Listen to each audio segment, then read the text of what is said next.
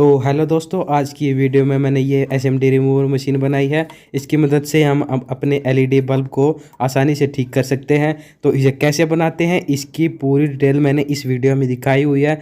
तो वीडियो को स्किप मत करना और वीडियो को एंड तक ज़रूर देखना। तो चलिए वीडियो को हम स्टार्ट करते हैं और बनाते हैं ये एसएमडी रिमूवर मशीन।